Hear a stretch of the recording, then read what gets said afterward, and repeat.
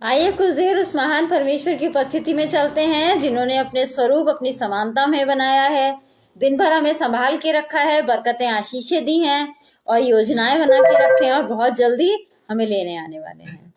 तो क्यों ना उनका धन्यवाद करें, धन्यवाद रूपी बलिदान चढ़ाएं। मैं सुगंधा आगरा से यीशु मसीह के मीठे मधुर सामर्थी नाम में आप सभी को सलाम करती हूँ। धन्यवाद देती हूँ परमेश्वर का, जिन्होंने आज के दिन तक के लिए हमें संभाल के रखा है, जिंदों की भूमि पर रखा है और गारंटीड आज भी हमारे लिए कोई ना कोई हमारे जीवन में गवाही होगी। इससे पहले कि हम वचन में जाएंगे, आराधना स्तुति में जाएंगे, मैं अपने हस्बैंड अनुराग जी से अनुरोध करना चाहूंगी कि वो आए और आके प्रार्थना में हमारी अगुवाई करें। सबको प्रेज द लॉर्ड, हालेलुया। आइए हम लोग सब प्रार्थना में चलते। धन्यवाद धन्यवाद धन्यवाद धन्यवाद करते हैं मान पिता परमेश्वर, आपका धन्यवाद करते हैं कि आपने फिर से अपने नज़दीक अपनी वेदी के पास हमें आने का मौका दिया। हम धन्यवाद करते हैं बहन आबा दीदी का, और हम धन्यवाद करते हैं अनुपम डेविड जी और शबनम भाभी का, उनका पेज आगरा मसीह मंडली जिस पे वो हमको आने का मौका दिया उन्होंने कि हम उन के पेज आगरा मसीह मंडी बोल सकें। हम उनका धन्यवाद करते हैं। हम धन्यवाद करते हैं कि आपने अब तक हम लोगों को सही सलामत रखा खुदा, दिन भर, और खुदा आप 24 घंटे हम लोग को साथ रहते उसके लिए आपको धन्यवाद करते हैं। धन्यवाद करते हैं भाई का और भाई के परिवार को, खुदा उनके बच्चों को आपके हाथ में रखते हैं। हम दुआ करते हैं खुदा उन लोगों को आशीष दीजिए खुदा, उनके यहाँ किसी भी चीज़ की कमी घटी न होने पाए खुदा। इस ठंड के मौसम में खुदा आप हम सबकी रक्षा करिए खुदा, क्योंकि सब खुदा आप जॉब वाले खुदा आप आने जाने में उनकी रक्षा करिए, ताकि खुदा किसी तरह की कोई प्रॉब्लम ना होने पाए खुदा। आपका धन्यवाद करते हैं कि आपने मुझको और मेरे परिवार को इतनी महिमा के चुना है, उसके लिए आपको धन्यवाद करते हैं। हम दुआ करते हैं खुदा इस ठंड के मौसम में खुदा जितने भी खुदा आप गरीब लोग हैं खुदा, बच्चे बड़े बूढ़े जवान खुदा आप लेडीज खुदा आप उन लोगों के लिए हम दुआ करते खुदा, उनके लिए इंतजाम करे ताकि खुदा वो अपना अच्छी तरीके से खुदा आप रहें और खुदा उनको ठंड से बचाइए खुदा, उनके लिए बार खड़ा करिए ताकि खुदा उनको खुदा जो भी गर्म कपड़े हैं खुदा, जो भी ज़रूरत की चीज़ है वो उन तक पहुँच पाए खुदा। आप धन्यवाद करते हैं, आप हमारी ज़रूरतों को पूरा करते हैं, उसके लिए धन्यवाद करते हैं। हम सब मसीह भाइयों के लिए दुआ करते हैं, मसीह बहनों के लिए दुआ करते हैं। उन लोगों को खुदा आप संभालिए खुदा, उनके घर में खुदा आप आपकी उपस्थिति को मांगते हुए इस दुआ को आपका बेटे हमारे उद्धार करता प्रभु यीशु मसीह के नाम में मांगते हैं। सबको जय मसीह की, प्रेज द लॉर्ड, हालेलुया। धन्यवाद हो अनुराग जी का कि प्रार्थना में उन्होंने हमारी अगुवाई करी। अब मैं परमेश्वर की बेटी सारा से अनुरोध करना चाहूंगी कि वो आए और आके आराधना स्तुति में हमारी अगुवाई करें। आज ही को यीशु मसीह के नाम में जय मसीह की। मैं सारा आगे से और आज ही का परमेश्वर के नाम में जय मसीह की, हालेलुया और प्रेज लॉर्ड करना चाहती हूँ। और मैं आभा आंटी, अनुपम अंकल और शबना आंटी का धन्यवाद करना चाहती हूँ, जिन्होंने मुझे अपनी लाइफ पे आने का मौका दिया। और मैं परमेश्वर का धन्यवाद करना चाहती हूँ जिन्होंने हमें अपनी चाह की छान की जय किया है। और आइए जो महान परमेश्वर की आराधना चलने से पहले की छोटी सी प्रार्थनाएं चलेंगे। धन्यवाद यहोवा परमेश्वर, जो आपने हमें अपनी चाह की छान की जय किया है और जिंदगी पर घर खाए। और मैं आपका धन्यवाद करना चाहती हूँ कि आपने हमें हमेशा से संभाल के रखा है और अभी तक संभाल के रखा है और आगे भी संभाल के रखेगा। और आज मेरी ताई ही के होठों में बहुत ज़्यादा दर्द आ गया था। क्या उनके होठों में चोट लग गई थी, जिसके कारण उनका खून बह रहा था और उन्हें पेन हो रहा था, जिस वजह से उनका प्रेशर हाई हो गया था। आप प्लीज उन्हें ठीक कर दीजिएगा। और मैं आज उनसे विनती करना चाहती हूँ कि आज आप मेरी ताई के लिए प्रार्थना कीजिए ताकि मेरी ताई बिल्कुल ठीक हो जाए। और आप प्लीज़ ताई जैसे ऐसे कई लोग हैं जो झगड़े में खुद को भी नुकसान पहुंचा लेते हैं। आप प्लीज़ उनके गुस्से को काबू करने में मदद कीजिएगा, उन लोगों का दर्द दूर करने में मदद कीजिएगा प्लीज़ जीसस। और ये प्रार्थना को मैं आपके लौटे पुत्र हमारे उद्धारकर्ता यीशु मसीह के नाम से मांगती हूँ, आमीन। मुक्ति दिलाए यीशु नाम, शांति दिलाए यीशु नाम, बोलो मुक्ति दिलाए यीशु नाम, शांति दिलाएगी चुनाव। चरनी में तूने जन्म लिया यीशु, चरनी में तूने जन्म लिया यीशु, चोरी पर किया विश्राम, चोरी पर किया विश्राम। बोलो मुक्ति दिलाए यीशु नाम, शांति दिलाए यीशु नाम। बोलो मुक्ति दिलाए यीशु नाम, शांति दिलाए यीशु नाम। क्रूस पर अपना खून बहाकर, क्रूस पर अपना खून बहाया, हमारा चुकाया दाम, सारा चुकाया दाम।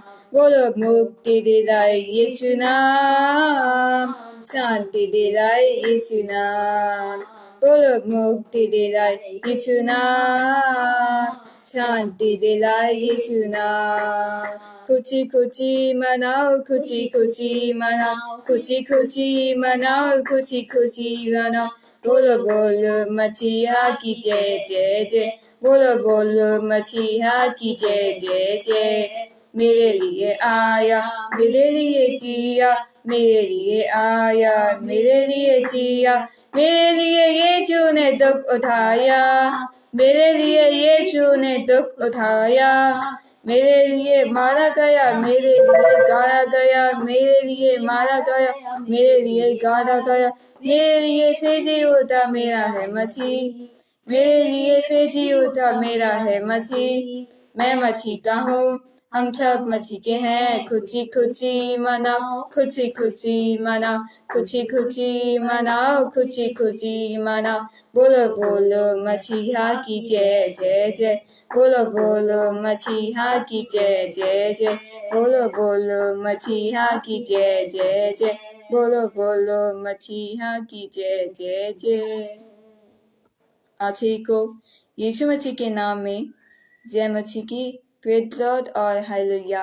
और अनुपम अंकल और सपना आंटी आपको भी परमेश्वर के लौटे नाम में जय मसीह की। धन्यवाद हो सारा का कि आराधना और स्तुति में उन्होंने हमारी अगुवाई करी। आइए, इससे पहले कि हम वचन में जाएंगे, प्रार्थना में चलते हैं और विश्वास करते हैं कि जो भी प्रार्थना हम यहाँ से करेंगे परमेश्वर हाँ और आमीन में पूरा करेगा और आज वो रूबरू होके हमसे बात करेगा।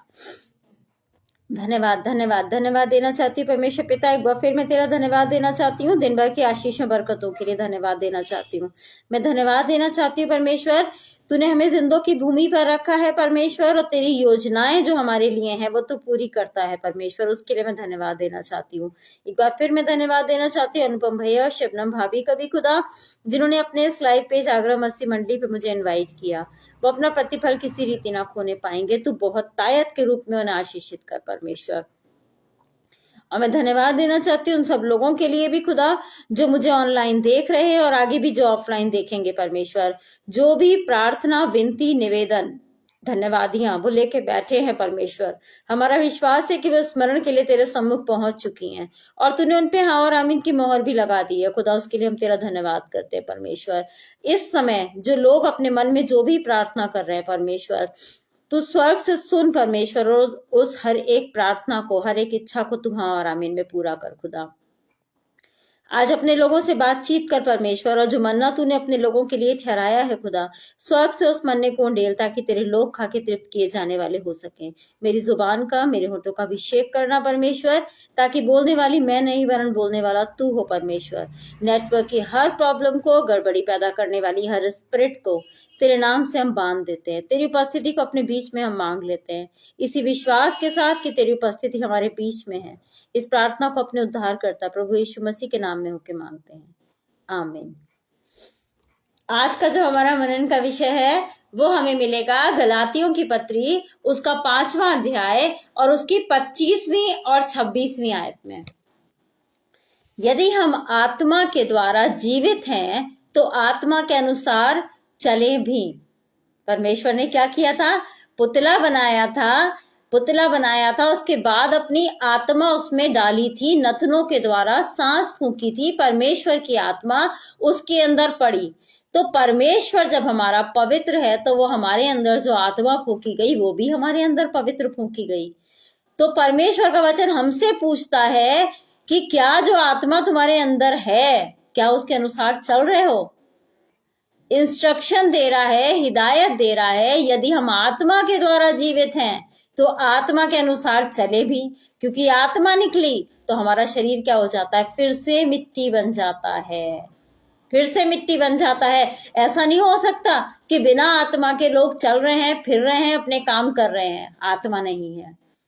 और जो आत्मा हमारे अंदर फूंका गया वो उस पवित्र पवित्र महापवित्र सेनाओं के यहोवा का आत्मा था। तो फिर हम कैसे गलत हो सकते हैं? परमेश्वर का वचन हमसे कह रहा है जब डाल दिया तुम्हारे अंदर आत्मा तो उसके अनुसार चलो भी। तो कैसे चल सकते हैं? 5वां अध्याय और उसकी 16वीं आयत हमको बताती है, आत्मा के अनुसार चलो तो तुम शरीर की लालसा किसी रीति पूरी ना कर सकोगे, क्योंकि शरीर आत्मा के विरोध में और आत्मा शरीर के विरोध में लालसा करती है। परमेश्वर का वचन यहाँ बता रहा है किस तरह से हम आत्मा में चल सकते हैं। हमें अपने शरीर के विरोध में चलना होगा। शरीर के विरोध में कैसे चल सकते हैं? बहुत सारी ऐसी हमारी अभिलाषाएं, बहुत सारी ऐसी इच्छाएं होती हैं जो हमारी शारीरिक होती हैं, जिनको पूरा करने के लिए हम बहुत सारी आत्मिक चीजों को हम मिस कर देते हैं। परमेश्वर कह रहा है निकलो, सुसमाचार प्रचार करो, जाओ, चर्च जाओ, मेरा वचन प्रचार करो, ये करो, वो करो, दूसरों की मदद करो। ऐसा मतलब बहुत सारी चीजें परमेश्वर हमसे कह रहा है। लेकिन हमारा शरीर जो है वो कैसा हो चुका है? आज के समय में आलसी हो चुका है, आलसी हो चुका है। हमने क्या कहा? आज नहीं कल, कल नहीं कल, उसके बाद मतलब दिन पे दिन हम टालते चले जाएंगे। और हम में से कोई नहीं जानता कि कब परमेश्वर का, यीशु मसीह का आगमन हो जाए। हम तो कल पे टालते चले जा रहे हैं, कल करेंगे, कल करेंगे, कल करेंगे। कल तो कभी आता ही नहीं है। जो भी करना है हमें आज ही करना है। अपने शरीर के विरुद्ध चलना है, उस लालसा के विरुद्ध चलना है। इस शरीर की जरूरतों को पूरा करते करते हम क्या हो चुके हैं? बिल्कुल मतलब हम सही गलत को नहीं पहचान पाते। अब हमने किसी की लग्जरी देखी, लग्जरियस लाइफ देखी, हम किसी भी तरह से किसी हाल में भी वो पाना चाहेंगे। पहले आज के समय का इंसान आलसी हो चुका है हद से ज्यादा। क्यों? शरीर की अभिलाषाओं को पूरा करते करते शरीर तो चाहता है रेस्ट रेस्ट रेस्ट रेस्ट करते रहें। पहले के समय में मुझे अच्छे से याद है, मम्मी अंगीठी जलती थी हमारे घर, और मम्मी अंगीठी जलाती थी चाहे कोई रात में भी आ जाए, तब भी उसके लिए फ्रेश खाना होता था। जब हम छोटे छोटे थे तो फ्रिज नहीं होते थे और फ्रेश खाना बनता था, कोई बासी खाना नहीं खाता था, लिमिटेड बनता था। और आज के समय में वही रूप किसने ले लिया है? आलस। गैस आ गई है। अब जब कोई आया, ये मतलब अच्छी बात तो है कि गर्म खाना मिलता है, जब कोई आया तो उठा के बना दिया, हमें इजीनेस हो गई, लेकिन शरीर हमारा आलसी हो गया। फ्रिज ले लिए गए हैं, उठा के रख दिया खाना, वही खाना 2 दिन 3 दिन 4 दिन खा रहे हैं, उसी को गर्म कर करके। इंसान ने अपने शरीर को कैसा बना दिया है? आलसी बना दिया है। और परमेश्वर को कामकाजी लोग पसंद हैं, आलसी नहीं पसंद है। परमेश्वर ने सब उन लोगों को पकड़ा जो उस समय में काम कर रहे थे। कोई ऐसा नहीं जो सो रहा था, जो आराम कर रहा था, ऐसा किसी को नहीं बुलाया परमेश्वर ने उन्हीं लोगों को बुलाया जो उस समय में काम कर रहे थे। हमने अपने आप को इतना कंफर्ट जोन में ला दिया है। उसके अलावा पहले के समय में एसी कूलर्स वगैरह नहीं हुआ करते थे। आज अगर हमारे घर में एसी नहीं है, कूलर नहीं है, तो हम किसी भी हद तक जाएंगे, कैसे भी हमें लेना है, कूलर लेना है, हमें एसी लगवाना है, फ्रिज लेना ही है। और उसके लिए हम सही भी करते हैं और कुछ गलत भी करते हैं। तो आत्मा उस चीज की हमें गलत करने की गवाही नहीं देता है, कभी भी साथ नहीं देगा। कभी भी आप देख लीजिए, कोई भी गलत काम अगर हम करने जा रहे हैं, किसी का दिल दुखाने जा रहे हैं या दिखा दिया है, बाई चांस दुखा दिया है, तो आत्मा हमारा कचोटता रहता है कि नहीं हमने ये गलत किया है। कॉन्शियस बताता रहता है कि तुमने ये गलत किया है, यहाँ तुम गलत हो, तुमने ये गलत किया है। लेकिन हम उस चीज को स्वीकार करना नहीं मांगते, क्योंकि वो आत्मा, जो पवित्र आत्मा हमारे अंदर फूंका गया था, वो आत्मा उठा के हमने अलग कर दिया है। उसके अलावा हमारे अंदर जो आत्मा आज है, वो हमारे अंदर लालच की आत्मा है, कंफर्ट की आत्मा है, कामचोरी की आत्मा है, झूठ बोलने की आत्मा है, और बहुत सारी आत्माओं को हमने अपने अंदर क्या कहते हैं, आमंत्रित कर लिया है, और जो पवित्र आत्मा था उसको कहीं और करके डाल दिया। जरूरत नहीं है। अगर परमेश्वर के संग चलेंगे तो हमें बहुत ज्यादा कठिनाइयों का सामना करना पड़ेगा, हमें सारी इच्छाओं को मारना पड़ेगा, हमें ऐसा करना पड़ेगा, हमें वैसा करना पड़ेगा। तो इससे तो अच्छा है ना, 4 दिन की जिंदगी है, क्यों ना ऐश में गुजार लें, क्यों ना हम ऐश में गुजार लें। 4 दिन की जिंदगी है, उसके बाद मरने के बाद किसने देखा। और हम ये भूल जाते हैं कि हम मसीह लोगों का जीवन जो होता है वो मरने के बाद ही शुरू होगा। आज तो हमारे पास समय है कि हम अपने पापों से पश्चाताप कर लें, अपने कामों से, बुरे कामों से मन फिरा लें, अपने मार्गों को सुधार लें। कल जब हमारा शरीर, हमारी आत्मा निकल के चली जाएगी और हमारा शरीर जब मिट्टी हो जाएगा, मिट्टी किस काम की, कुछ नहीं कर सकते, कुछ भी नहीं कर सकते, कुछ भी नहीं कर सकते हम। तो हमें क्या चाहिए, अगर कोई सही लालसा हमारा शरीर कर रहा है, हमें उस लालसा को अगुवाई में, परमेश्वर की अगुवाई में उस चीज को मानना चाहिए। अगर हम जान रहे हैं कि ये गलत हो रहा है, हमारे द्वारा इससे गलत होगा, लोगों पे गलत इंप्रेशन पड़ेगा, क्योंकि हम जो हैं वो कौन है, हम परमेश्वर की पत्री हैं, लोग हमें पढ़ते हैं। अगर हम ये बात जान रहे हैं कि हमारे द्वारा लोग ठोकर खा रहे हैं, तो हमें क्या करना है, हमें उस काम को नहीं करना है, चाहे हमें कितनी दुख तकलीफ हो जाए।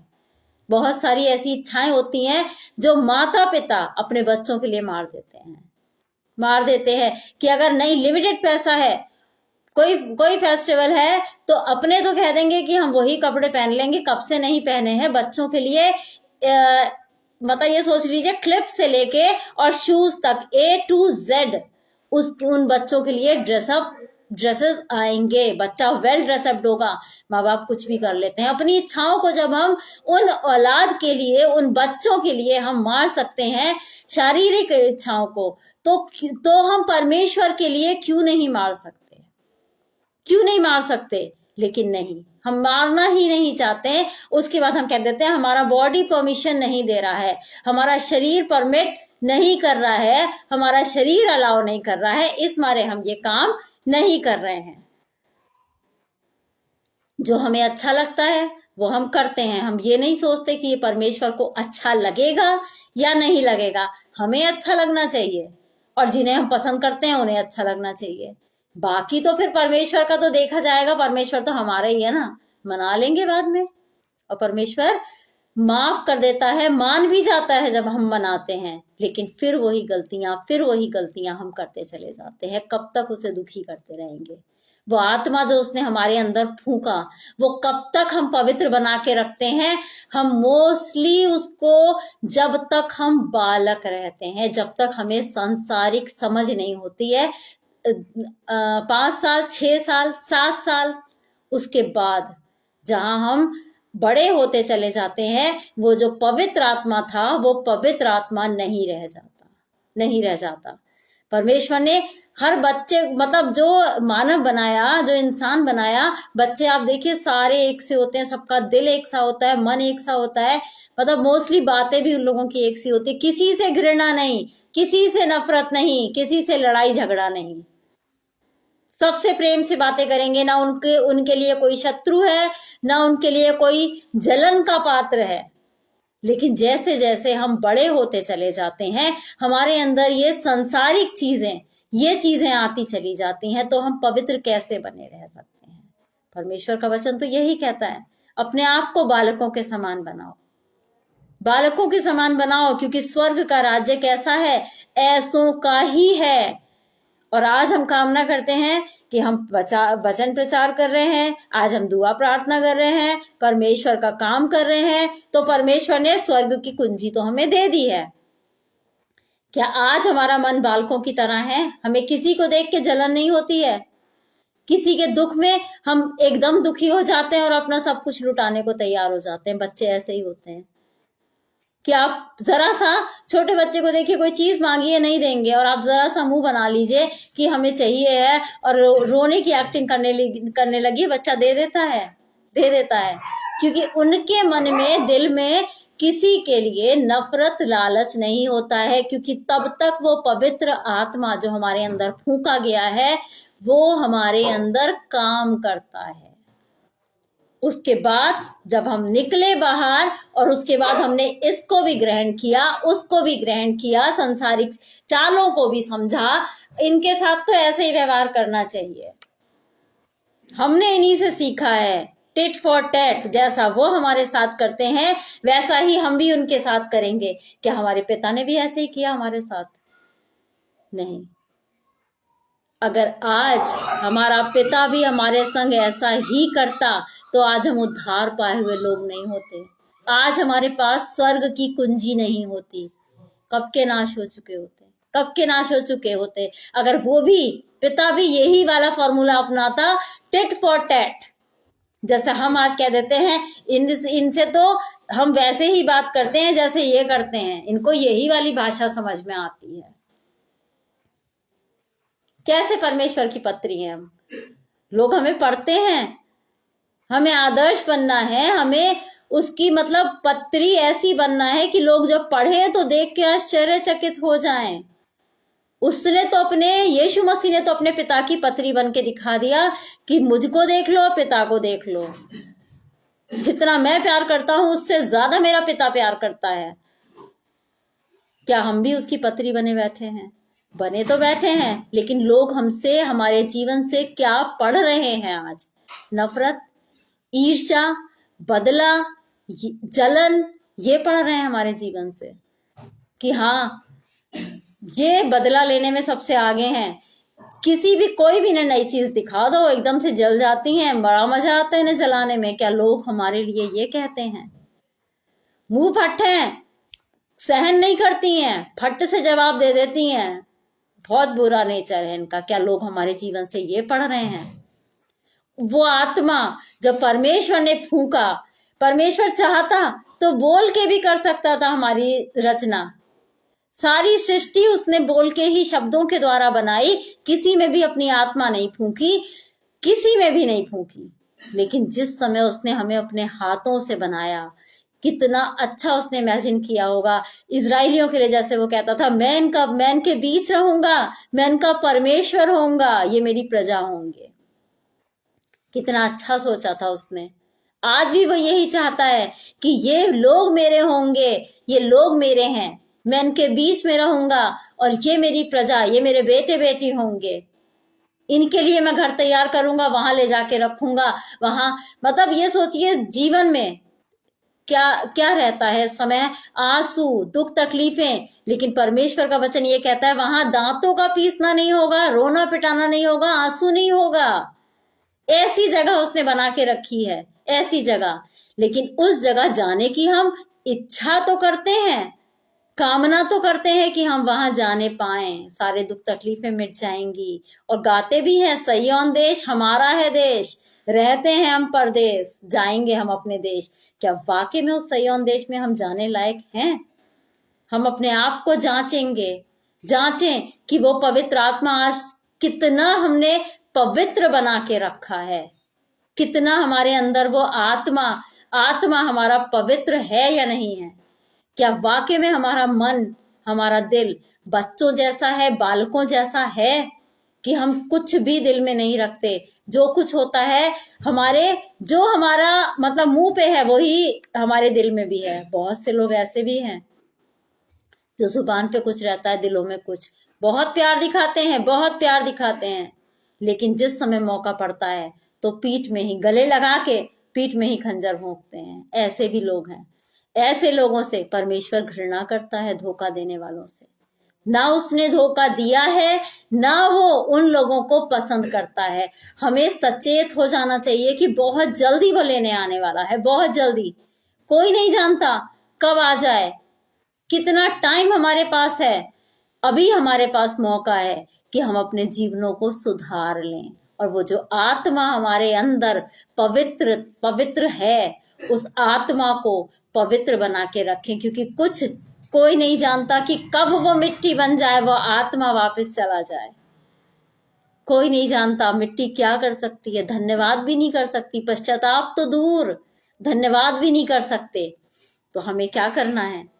हमें अपने आप को, वो जो आत्मा हमारे अंदर है, उसको जांचना है, उसको पवित्र बनाना है। अगर किसी के लिए हमारे दिल में नफरत है तो ऐसा नहीं है कि हम नहीं निकाल सकते, कि नहीं अब तो वो लॉक हो गई है और उसकी चाबी भी खो गई है तो हम निकाल के बाहर नहीं कर सकते। ऐसा नहीं है, हम निकाल सकते हैं। हम क्या नहीं कर सकते?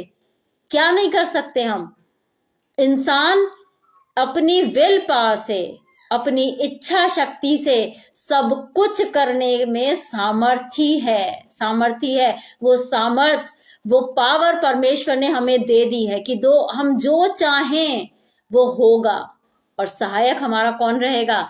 परमेश्वर रहेगा। परमेश्वर यीशु मसीह हमारे लिए एक सहायक छोड़ के भी गया है कि जब मैं तो नहीं आ पाऊंगा, मैं सुनूंगा, मैं सहायक जो देके जा रहा हूं वो पवित्र आत्मा तुमको बताता चलेगा कि तुम कहाँ गलत हो, कहाँ सही हो। उस सहायक को भी हम उस सहायक से भी सहायता नहीं लेते हैं। जो डिसीजन जो मैंने डिसाइड कर लिया, वो कहते हैं ना, मैंने जो डिसाइड कर लिया फिर तो मैं अपने आप की भी नहीं सुनता।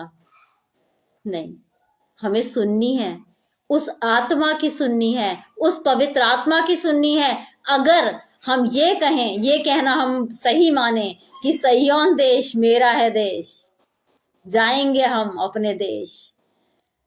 हम यहाँ परदेश में रहते हैं, अगर हम ये मानते हैं, ये गाना तो हम गा रहे हैं, अगर वाकई में इस गाने को सच करना मांगते हैं कि जाएंगे अपने देश, तो हमें उस आत्मा को, उस सहायक को यूज में लाना पड़ेगा। उस आत्मा को जो हमारे अंदर फूंकी गई है, हर एक गंदगी को हमें निकाल देना है। गंदगी, कैसी गंदगी?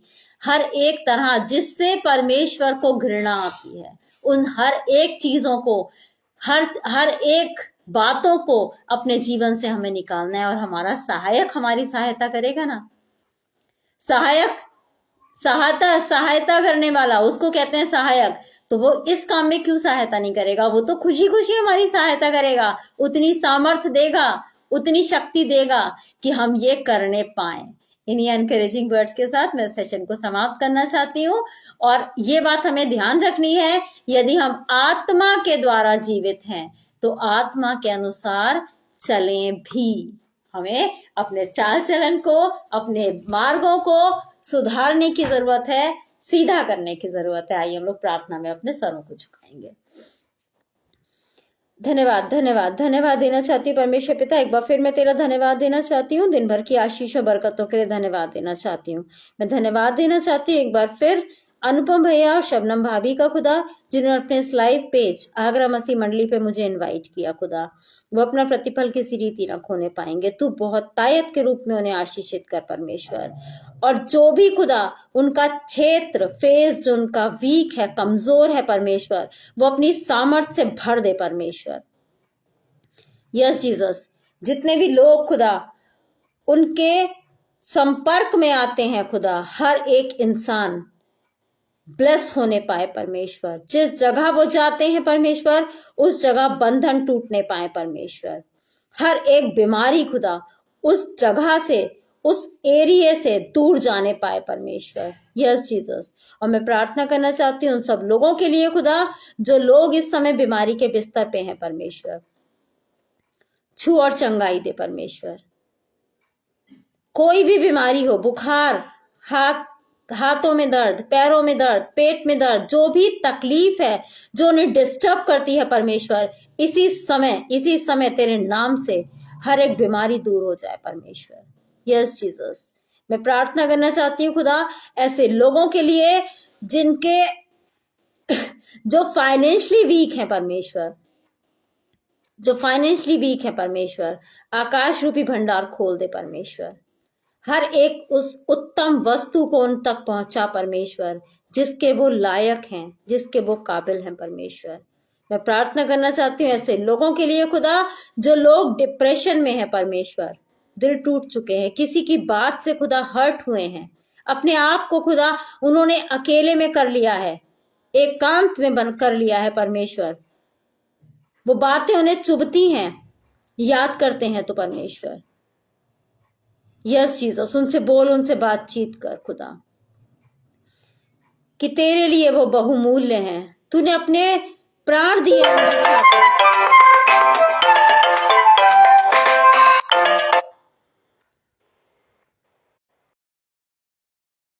दिए परमेश्वर।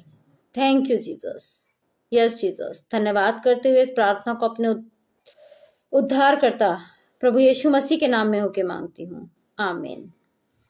आप सभी को जय मसीह की। हम विश्वास करते हैं कि जितनी भी प्रार्थनाएं यहाँ से हुई हैं, परमेश्वर ने हर एक प्रार्थना को हाँ और आमीन में पूरा किया है।